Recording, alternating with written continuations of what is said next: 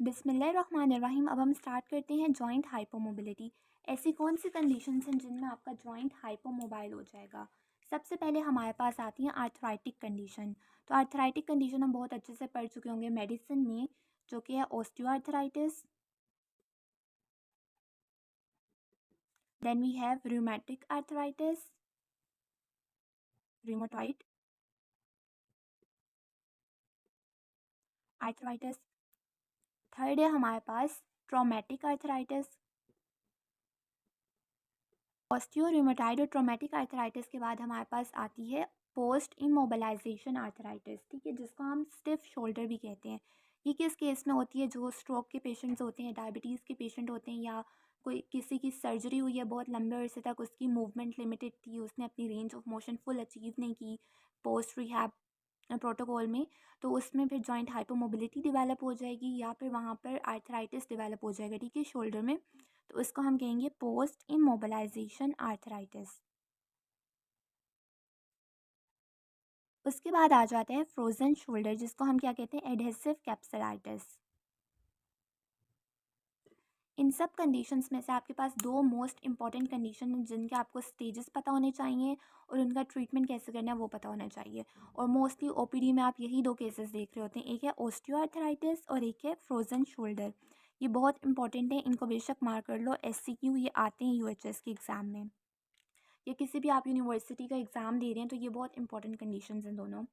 अब अगर आपके पास कोई पेशेंट आया है विद शोल्डर हाइपोमोबिलिटी, तो क्या आप उसे डायरेक्टली सर्जरी के लिए रेफ़र कर देते हो कि नहीं आप जाओ अपने जॉइंट की सर्जरी करवाओ, फिर ही आपकी पूरी मूवमेंट अचीव होगी? नहीं, ऐसा तो नहीं होता। सबसे पहले हम उसका नॉन सर्जिकल ट्रीटमेंट करवाते हैं, जिसमें बहुत सी चीज़ें होती हैं, हम स्टेप बाय स्टेप उसको पढ़ेंगे, ठीक है? और उसके बाद हम देखते हैं कि अगर कोई उसकी मूवमेंट अचीव नहीं होगी या कोई बहुत ज़्यादा सीवियर कंडीशन है, तो फिर वो सर्जरी की तरफ जाता है। इसलिए आपको दोनों चीज़ों का पता होना चाहिए, नॉन सर्जिकल ट्रीटमेंट का भी और सर्जिकल ट्रीटमेंट का भी। ऑस्टियोआर्थराइटिस को हम 3 स्टेजेस में डिवाइड कर देते हैं, एक्यूट, सब एक्यूट एंड क्रॉनिक स्टेज। अब नाम से तो हमें पता चल गया कि हाइपोमोबिलिटी हो रही है, यानी कि मूवमेंट रिस्ट्रिक्टेड है, लेकिन किस स्टेज में कितनी मूवमेंट रिस्ट्रिक्टेड है ये आपको पता होना चाहिए। सबसे पहले हम स्टडी करते हैं एक्यूट स्टेज को। एक्यूट स्टेज में हमेशा पेन होगी एट नाइट, स्लीप उसकी डिस्टर्ब हो जाएगी, ठीक है। दूसरी बात आप लिखोगे कि अभी उसकी रिस्ट्रिक्शन स्टार्ट हो रही है ना, तो अगर आप कैप्सुलर पैटर्न याद करो शोल्डर का, तो वो होता है एक्सटर्नल रोटेशन, एबडक्शन और फिर आती है इंटरनल रोटेशन, देन फ्लेक्शन वगैरह आ जाती है। तो अभी देखो रिस्ट्रिक्शन बस स्टार्ट हुई है मूवमेंट की, तो इस सिर्फ ये दो मूवमेंट रिस्ट्रिक्टेड होती हैं एक्यूट स्टेज में, ठीक है। जैसे जैसे प्रोग्रेस करेगा फिर बाकी मूवमेंट रिस्ट्रिक्ट होना स्टार्ट हो जाएंगी। पहली बात हमने कर ली कि उसे पेन होता है एट नाइट, उसकी स्लीप डिस्टर्ब हो जाती है। दूसरी चीज़, उसकी मूवमेंट रिस्ट्रिक्टेड होती है एक्सटर्नल रोटेशन और एबडक्शन की। इसके अलावा उसको जॉइंट टेंडरनेस होगी। देन वी हैव सब एक्यूट फेज। सब एक्यूट फेज में उसको पेन कब होगी? पहले कब हो रही थी? एक्यूट फेज में, जब वो सो रहा था, नाइट में उसको पेन हो रही थी, स्लीप डिस्टर्ब हो रही थी। लेकिन सब एक्यूट फेज में उसको डेली एक्टिविटीज़ के काम करते वक्त पेन आ जाएगा। जैसे ही वो अपनी पूरी रेंज ऑफ मोशन शोल्डर पे अचीव करता है ना, यानी कि उसको कोई काम करना है, फॉर एग्ज़ाम्पल सपोज़ करो कि पेशेंट है और उसका सबएक्यूट फेज़ चल रहा है ऑस्टियोआर्थराइटिस का। अब उसने ऊपर दीवार से कोई चीज़ उतारनी है, वो पूरी फ्लेक्शन करके अपना बाजू ऊपर करेगा ना, जैसे ही वो पूरी फ्लेक्शन करने लग जाएगा, यानी कि एंड पे जाना शुरू हो जाएगा, end of range of motion पे जाएगा, तो उस वक्त भी उसे पेन आएगा, ठीक है। अब उसे काम करते वक्त पेन आना स्टार्ट हो गया है और उसकी मूवमेंट कौन कौन सी रिस्ट्रिक्टेड हो जाएंगी? ये चारों मूवमेंट रिस्ट्रिक्शन में चली जाएंगी। Then we have chronic phase. Chronic phase में इतनी ज़्यादा उसकी जॉइंट रिस्ट्रिक्शन होती है, मूवमेंट रिस्ट्रिक्शन होती है कि एक्टिविटीज़ ऑफ डेली लाइफ उससे परफॉर्म नहीं होती। और उसमें जो ओवरहेड मूवमेंट है, कोई उसने बिहाइंड द बैक मूवमेंट करनी है, आउटवर्ड मूवमेंट करनी है, वो सब रिस्ट्रिक्शंस में चली जाती हैं। बस अगर ये क्वेश्चन आता है तो आपको यही चीज़ें लिखनी है। फिर हमारे पास आ जाता है फ्रोजन शोल्डर, एडेसिव कैप्सुलाइटिस, और you can call this peri arthritis.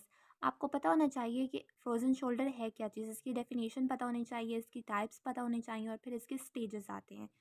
सबसे पहले हम डेफिनेशन देखते हैं, तो इसमें क्या चीज़ें इन्वॉल्व होती हैं। ये एक ऐसी कंडीशन है जिसमें आपके पास बन रही होंगी डेंस एडिशंस, कैप्सुलर थिकनिंग हो रही होगी,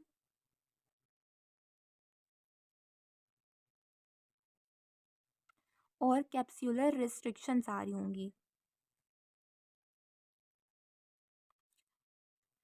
तो एडेसिव कैप्सुलाइटिस की डेफिनेशन में आपने ये तीनों पॉइंट्स लाजमी लिखने हैं if you want full marks, क्योंकि यही वो तीनों चीज़ें हैं जो इसको डिफ्रेंशिएट करती हैं बाकी शोल्डर की कंडीशन से। उसके बाद हमारे पास आ जाती हैं इसकी टाइप्स। तो टाइप्स हमारे पास होती है प्राइमरी या सेकेंडरी। प्राइमरी वो होगी जिसमें आपके पास कोई आइडेंटिफाइबल कॉज नहीं थी, और एज ग्रुप जो इसमें अफेक्ट हो रहा होता है वो 40 to 65 ईयर्स का हो रहा होता है। एज ग्रुप आपको पता होना चाहिए इसमें 40 to 65 ईयर्स का था। कोई भी इस एज ग्रुप का आपके पास पेशेंट आ सकता है और उसमें आपको कोई ऐसे आइडेंटिफाइबल कॉज नहीं पता चल रही होती कि किसकी वजह से इसको फ्रोजन शोल्डर डेवलप हो गया है। दूसरी टाइप आ जाती है सेकेंडरी। अब सेकेंडरी में हो सकता है उसको कोई ओए, आरए या फिर ट्रॉमेटिक आर्थराइटिस हो, या इस तरह की कोई भी पहले कंडीशन हो जिसके बाद उसको फ्रोजन शोल्डर उस कंडीशन की वजह से डेवलप हुआ है, तो आप उसको सेकेंडरी एडेसिव कैप्सुलाइटिस कह सकते हो। टाइप के बाद आपको इसके रिस्क फैक्टर्स का भी पता होना चाहिए। रिस्क फैक्टर्स में हमारे पास दो चीज़ें आ जाती हैं। एक है डायबिटीज़, वेरी कॉमन। डायबिटीज़ के लोगों को बहुत ज़्यादा ये फ्रोज़न शोल्डर की कंप्लेन आ रही होती है। अगर आप लोगों ने वार्ड्स अटेंड किए हैं तो उसमें आपने ये तो बहुत कॉमन केस है, लाजमी आपने इसकी हिस्ट्री ली होगी। उसके बाद आ जाती है थायरॉइड डिजीज़। तो ये फॉर एमसीक्यू आपको पता होना चाहिए, डायबिटीज़ और थायरॉइड डिजीज़ इन दोनों में उसे फ्रोज़न शोल्डर हो सकता है। अब हम देख लेते हैं स्टेजेस ऑफ फ्रोज़न शोल्डर क्या है। तो सबसे पहले आपने इसमें 3 कॉलम बनाने हैं और ऐसे ही पेपर में अटेम्प्ट करना है तो आपको पूरे मार्क्स मिल जाएंगे। पहला कॉलम होगा आपकी स्टेजेस का, दूसरा कॉलम होगा आपकी ड्यूरेशन का, और तीसरा कॉलम होगा आपके उसके करेक्टरिस्टिक्स का। करेक्टरिस्टिक्स स्टेज में आप यहाँ पर हेडिंग्स दोगे, स्टेज 1, स्टेज 2, 3, स्टेज 4। ये तो स्टेजेस हो गए, लेकिन इन स्टेजेस के स्पेसिफिक नाम भी हैं, वो भी आपको आने चाहिए। जैसे कि स्टेज 1 का उसने कोई नाम मेंशन नहीं किया हुआ, लेकिन स्टेज 2 से स्टार्ट होते हैं हमारे पास फ्रीजिंग स्टेज, और ये हमें एमसीक्यू आया हुआ था 2023 में। तो उसमें मैं बताती हूँ एमसीक्यू की स्टेटमेंट क्या थी और उसका आंसर क्या था। उसके लिए पहले आपको ये स्टेजेस के नाम याद होने चाहिए, फ्रीजिंग, फ्रोज़न, और उसके बाद आ जाता है थॉइंग स्टेज। पहला कॉलम कंप्लीट हो गया। अब दूसरे कॉलम में आपने उसकी ड्यूरेशन मेंशन करनी है। अब बहुत से बच्चों को ना वो टाइम पीरियड याद नहीं रहता कि अच्छा पहला स्टेज कब होगा, दूसरा कहाँ से कहाँ तक होगा। तो उसके लिए मैंने इस तरह याद किया था कि आप एक लाइन में वो नंबर याद कर लो, 3, 9, 15, 24। आपको ये वाले नंबर्स याद हो गए एक दफ़ा, तो ये सारी ड्यूरेशन खुद ब खुद इससे निकल आएगी। यहाँ लिखो 3, फिर दूसरे में 9, तीसरे में 15, चौथे में 24। ठीक है, नंबर्स मेंशन हो गए। अब जो पहला स्टेज होता है ना वो बच्चों, वो होता है 3 मंथ से कम का। क्या होता है पहला स्टेज? 3 महीने से कम का होता है पहला स्टेज। सेकंड स्टेज आपके पास होता है 3 महीने से लेकर 9 महीने तक। ठीक है, तीसरा स्टेज होगा 9 मंथ से लेके 15 मंथ्स तक, और आखिरी स्टेज चौथा स्टेज कितने का होगा? 15 to 24 मंथ्स का। तो सिंपल, ये ड्यूरेशन याद होगी, स्टेजेस याद होगी। अब हम इनके करेक्टरिस्टिक्स देख लेते हैं। जैसा कि मैंने आपको ऑस्टियोआर्थराइटिस में भी बताया था कि जब भी किसी डिजीज़ का एक्यूट फेज़ होगा तो इसमें पेन कब प्रेजेंट होगी? पेन एट नाइट प्रेजेंट होती है। ठीक है, तो इसमें भी स्टेज 1 में पेन कब प्रेजेंट होती है? At night. साथ ही साथ हम मूवमेंट देखते हैं। मूवमेंट कौन सी रिस्ट्रिक्टेड होगी? मूवमेंट इसकी हमेशा कैप्सुलर पैटर्न को याद रखो, और उसमें जो पहली मूवमेंट होती है सबसे पहले स्टेज में वही लॉस होती है। ऑस्टियोआर्थराइटिस में भी पहले स्टेज में कौन सी मूवमेंट लॉस हो रही थी? External rotation with abduction. लेकिन इसके देखो 4 स्टेजेस हैं तो हम आहिस्ता आहिस्ता चल रहे हैं। तो पहले स्टेज में सिर्फ एक मूवमेंट लॉस होगी जो कि है एक्सटर्नल रोटेशन।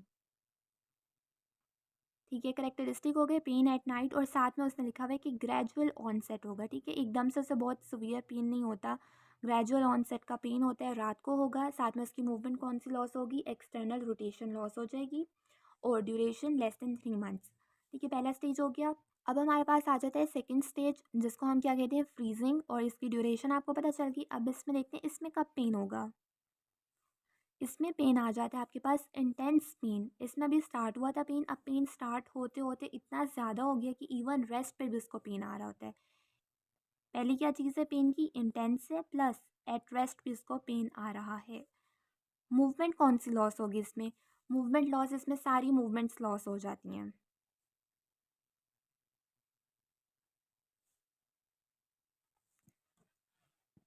उसके बाद वी हैव स्टेज 3, जिसको हम कहते हैं फ्रोज़न शोल्डर। इसमें से हमें एमसीक्यू ये आया था, उसने उसके सारे कैरेक्टरिस्टिक्स लिखे हुए थे कि ये हो रहा है, उसको एट्रोफी हुई हुई है, मसल ख़राब हो रही हैं और मूवमेंट लॉस हो रहा है। अब आप बताओ कि ये कौन सा स्टेज है। और उसमें उसने स्टेज 1 2 3 नहीं लिखे हुए थे, उसने फ्रीजिंग स्टेज और फ्रोज़न स्टेज और थॉइंग स्टेज इस तरह की स्टेटमेंट्स लिखी हुई थी। तो इसलिए आपको बहुत अच्छे से पता होना चाहिए कि स्टेज में कौन सा करेक्टरिस्टिक है और कौन सी ड्यूरेशन है, बोथ फॉर एमसीक्यूज़ एंड एससीक्यूज़, ठीक है। और ऑस्पी में भी लिखने को आ सकता है किसी स्टेशन पे ये। ओके, फ्रोजन स्टेज का जो पेन होता है ना, वो ओनली लिमिटेड होता है विद द मूवमेंट। तो हर डिज़ीज़ का एक अपना कोर्स होता है। कोर्स अब किस चीज़ को कहते हैं कि हर डिज़ीज़ का, जैसे कि मल्टीपल स्क्लेरोसिस आपने पढ़ा होगा मेडिसिन में, तो उसका क्या कोर्स होता है कि कभी वो बहुत ज़्यादा पीक पे चले जाती है, फिर वो सही हो जाती है, उसकी कंडीशन फिर जाती है, फिर स्ट्रेस में जाती है उसकी बॉडी, तो सारे सिम्टम्स आने शुरू हो जाएंगे, फिर वो ठीक हो जाएगी, इस तरह इस तरह। तो इसी तरह फ्रोज़न शोल्डर में जो पेन का कोर्स है ना, पहले वो बहुत कम था, फिर ज़्यादा हो गया, एट रेस्ट पे भी आना शुरू हो गया, फिर जैसे जैसे स्टेजेस आगे जाते हैं पेन ख़त्म होना शुरू हो जाता है। इसी तरह जब वो स्टेज 3 पे पहुंचा है तो उसका पेन अब ख़त्म हो रहा है। अब पेन सिर्फ उसको आता है ओनली विद मूवमेंट।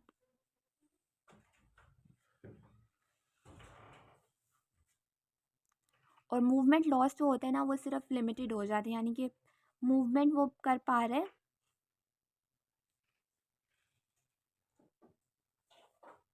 उसके अलावा वहाँ पे एडिशंस बनने शुरू हो जाएंगी, एडिशंस और एट्रोफी। और एट्रोफी आपको पता होनी चाहिए कौन कौन से मसल्स में हो रही है, डेल्टॉइड में हो रही है, बाइसेप्स में हो रही है और ट्राइसेप्स में हो रही है। तो स्टेज 3 भी पता चल गई, पेन कब हो रही है, ओनली विद मूवमेंट। मूवमेंट कौन से लिमिटेड है, ग्लीनो ह्यूमरल का मोशन थोड़ा सा लिमिटेड है। एडिशंस बन रही है स्टेज में, एट्रोफी हो रही है और ड्यूरेशन 9 to 15 मंथ्स है। स्टेज 4 पे देखो आपके पास क्या हो रहा होता है, अब इसमें पेन मिनिमल हो गया है।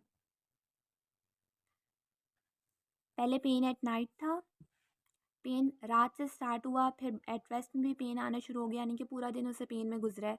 उसके बाद फिर पेन ओनली मूवमेंट पे आना शुरू हुआ, अब पेन मिनिमल हो गया है। अब मूवमेंट के बारे में वो कह रहा है कि मूवमेंट उसकी क्यों लिमिटेड है इस स्टेज में आके, क्योंकि उसको एडहीजन्स बन गई, या मूवमेंट उसकी लिमिटेड है due to adhesions, limited due to एडहीजन्स।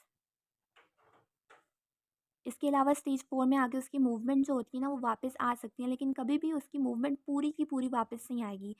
Suppose कि एक पेशेंट था, उसके शोल्डर की एबडक्शन जो थी 180 तक पहले जाती थी, लेकिन जब से उसे फ्रोज़न शोल्डर हुआ उसकी एबडक्शन 90 तक जा रही है। तो रिहैबिलिटेशन के बाद भी उसकी एबडक्शन जो है वो पूरी 180 तक नहीं जा सकती कभी भी, ठीक है। तो ये आपने पेशेंट को पहले से बताना होता है कि आपकी मूवमेंट इम्प्रूव होगी, लेकिन कभी भी पहले जैसी नहीं हो जाएगी।